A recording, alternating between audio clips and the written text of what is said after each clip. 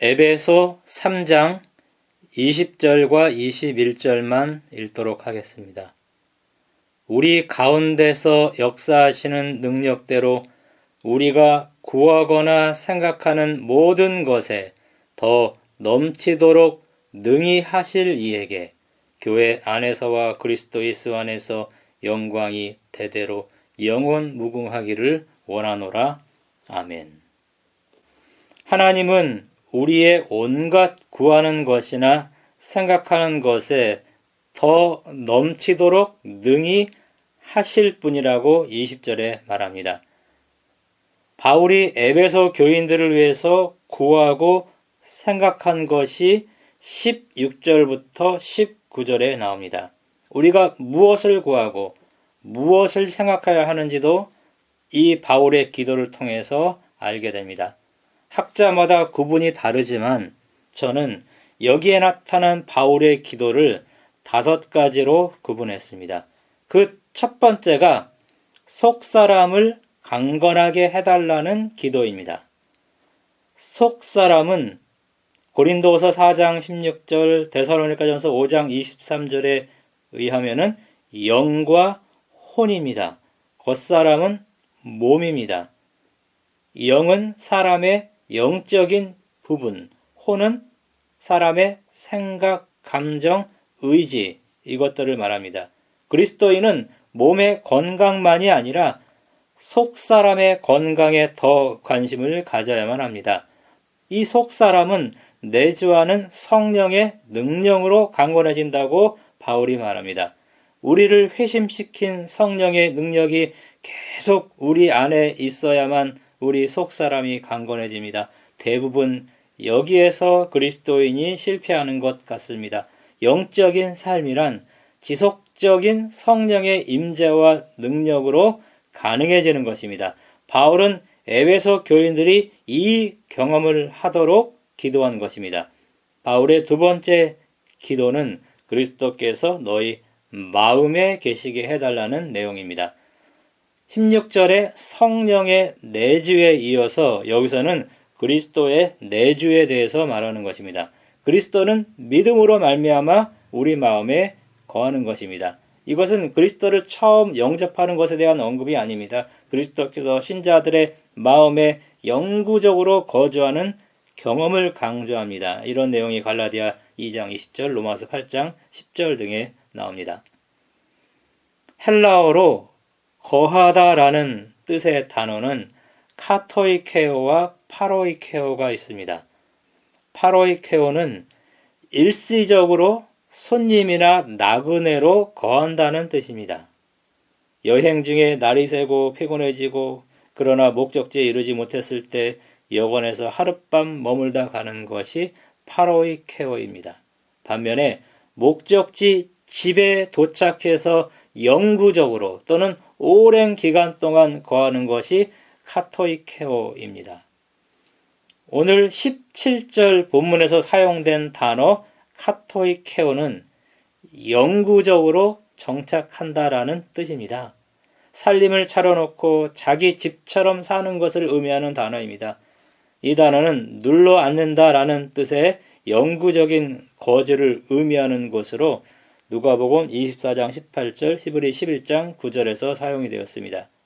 친척집을 방문하거나 혹은 월세를 얻어서 산다는 이런 개념이 아닙니다.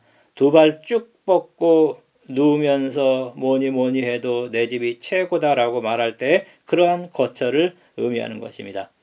표준 새번역은 머물러 계시게라고 번역을 했습니다. 또 어떤 학자는 정착해서 집이라고 느끼는 것을 의미하는 단어라고 설명을 했습니다.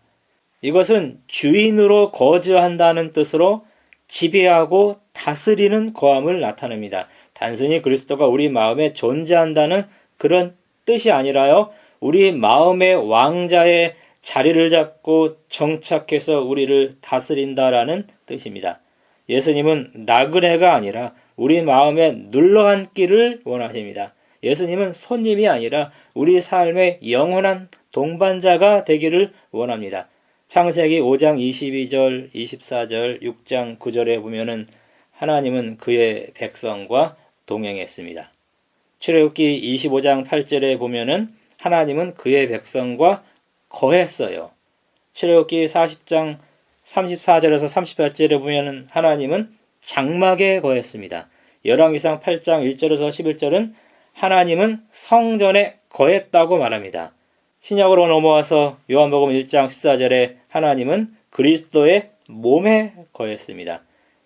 지금은 성령을 통해서 하나님의 성전인 우리 안에 하나님이 거한다고 고린도전서 3장 16절, 6장 19절, 20절에서 말하고 있습니다. 예수님이 여러분 마음에 영구적으로 거하는가요? 아니면 예수님께서 일시적으로 여러분 마음에 머무시는가요?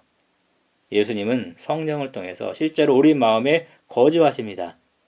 우리 마음에서 그분을 쫓아내지 말아야만 합니다.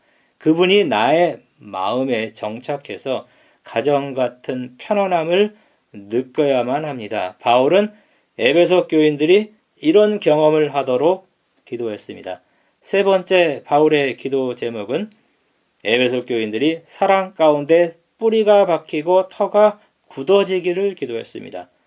뿌리가 잘 박힌 식물, 기초가 튼튼한 건물 비유를 말한 것입니다. 사랑은 신자들이 뿌리 내리고 그 위에 건물을 세우는 데 기초가 되는 토양에 해당하는 것입니다. 이 사랑은 신자들의 사랑이 아닙니다. 그리스도의 사랑이라고 18절에 말합니다. 사람의 사랑 안에 뿌리가 내리고 터가 굳어지면 식물은 죽어버립니다. 그 건물은 결국 무너져 내립니다. 사람의 사랑은 이기적이고 조건적이고 변하기 때문입니다. 그러나 그리스도의 사랑은 이타적이고 무조건적이고 변하지 않습니다. 하나님은 선인과 악인을 편하지 않고 모두 똑같이 사랑합니다. 하나님은 우리를 언제까지든지 사랑한다고 고린도전서 13장 8절에 나옵니다. 우리를 끝까지 사랑한다고 요한복음 13장 1절에 말합니다. 우리를 무궁한 사랑으로 사랑한다고 에레미야 31장 3절에 말합니다. 어떤 것도 하나님이 우리를 사랑하는 사랑을 끊을 수 없다고 로마서 8장 35절에서 39절에 말합니다. 하나님의 사랑 안에 뿌리가 박히고 터가 굳어져야 안전합니다. 그리스도인의 문제는 이 아가페에 기초하지 않고 인간의 사랑에 기초하기 때문에 오게 되는 것입니다. 우리가 핍박과 시련과 실망을 견디고 곧게 서려면 하나님의 사랑 안에 뿌리가 박히고 터가 굳어져야만 합니다. 인간 관계에서 친밀한 관계가 두려울 때가 있습니다. 운전할 때만이 아니라 사람 관계에서도 안전거리를 확보해야만 마음이 편한 사람들이 있습니다. 상처받고 관계가 소원해질 수 있다는 불안감 때문입니다. 해서는 안 될 말과 해서는 안 될 행동들 때문에 사람 관계에서 오는 기쁨은 오래 지속되지 않는다는 것을 우리는 알기 때문입니다. 어떤 사람과는 경계선을 그어야 할 필요도 있는 것 같아요. 상처받을까 봐서 회피하면 사람은 고립되지요. 그래서 사람을 만날 때는 좀 아플 각오를 하자라는 말도 있습니다. 가장 가깝게 지내야 할 부부도 너무 가깝게 지내면은 마찰과 불협화음이 발생하는 것을 경험합니다. 어느 날 저녁을 먹는데 갑자기 아내가 그만 먹으라고 소리를 질렀습니다. 애들 먹을 것을 다 먹으면 어떻게 하냐면서 화가 나서 저에게 소리를 지른 것입니다. 저는 눈치 없이 만두를 맛있게 먹다가 봉변을 당했습니다. 저는 저 먹으라고 내놓았는지 알았어요. 그날 저녁 예배도 있고 해서 상처를 받았지만 거리를 둬야 할 사람이라고 생각을 하고 수저를 내려놓았던 적이 있었습니다. 소리를 지른 사람이나 그 언짢은 소리에 기분이 상한 나 모두 인간의 사랑에 뿌리를 내리고 그 인간의 사랑 위에 건축하는 사람이라는 것을 깨닫게 되었습니다. 하나님 사랑에 뿌리를 내리고 있었으면은 아내가 그렇게 소리를 질러대지 않았을 것입니다. 저도 그 싫은 소리에 기분 나쁘게 반응하지 않았을 것입니다. 장용철 시인의 안전거리라는 시가 있습니다. 차와 차 사이에 안전거리가 필요하듯이 사람과 사람 사이에도 안전거리가 필요합니다. 자기 욕심에만 어두워진 분별심을 잃고 인간관계의 안전거리를 무시하면 돌이킬 수 없는 상처를 남기고 불행이라는 견인차에 견인당하게 됩니다. 어린 나무를 심을 때 일정한 간격을 유지하는 것처럼 건강한 인간관계의 지속을 위해서는 함께 지키고 존중해야 할 안전거리가 있습니다. 이런 시입니다.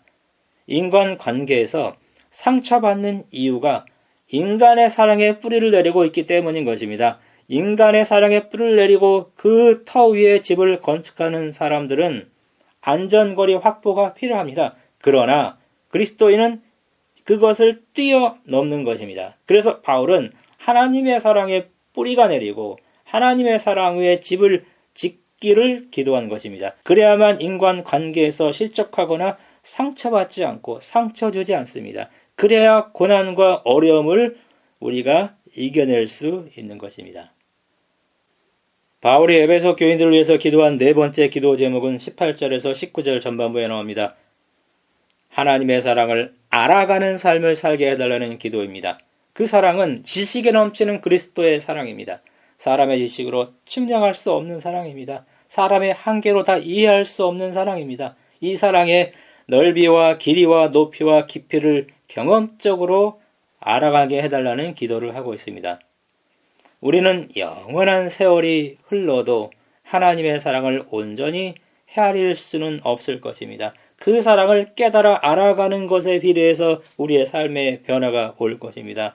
따라서 그리스도인이 성장하기 위해서는 매일 하나님의 사랑의 넓이와 길이와 높이와 깊이가 어떠함을 깨달아 알아야만 합니다. 이 땅에서 시작된 이 알은 하늘에 가서도 영원토록 지속될 것입니다. 그리고 우리는 그 알에 비례해서 하나님의 사랑을 아는 그 알에 비례해서 우리의 행복이 계속 증가할 것입니다. 이것이 우리가 하늘에서 누리게 될 복의 어쩌면 가장 중요한 부분일 것입니다. 바울이 에베소 교인들을 위해서 기도한 마지막 다섯 번째 기도 제목은 하나님이 그들을 충만하게 하시기를 기도하는 내용이었습니다. 무엇으로 충만해지기를 원하는가요? 땅에 속한 것들로 충만해지기를 원하는가요? 우리는 하늘에 속한 사람들입니다. 하나님 앞에서 그리스도인이 갈망해야 할 것은 하늘에 속한 것들이 되어야만 합니다. 하나님의 모든 충만은 성도들이 도달해야 할 목표인 하나님의 절대적인 사랑입니다.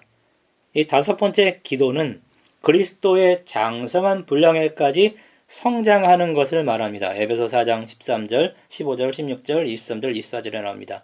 또한 이 마지막 기도는 하나님을 닮아가는 것을 언급한 것입니다. 이런 기도, 특별히 마지막 이 기도는 성령의 내주를 통해서 16절에 나옵니다. 17절에는 그리스도의 내주를 통해서 또 그 다음에 이어지는 구절에서 하나님의 사랑을 알아가면서 그 안에 뿌리가 박히고 터가 굳어지면서 이 다섯 번째 기도가 성취가 됩니다. 바울이 에베소 교인들을 위해서 구하는 것이나 생각하는 것 다섯 가지, 이것은 그리스도가 우리 마음에 영구적으로 거주할 때 있게 되는 같은 경험들의 다른 면들이라고 저는 생각합니다. 하나님이 우리에게 이것들을 넘치도록 채워줄 것입니다. 바울의 이 기도가 우리 모두에게 응답되었으면 참 좋겠습니다.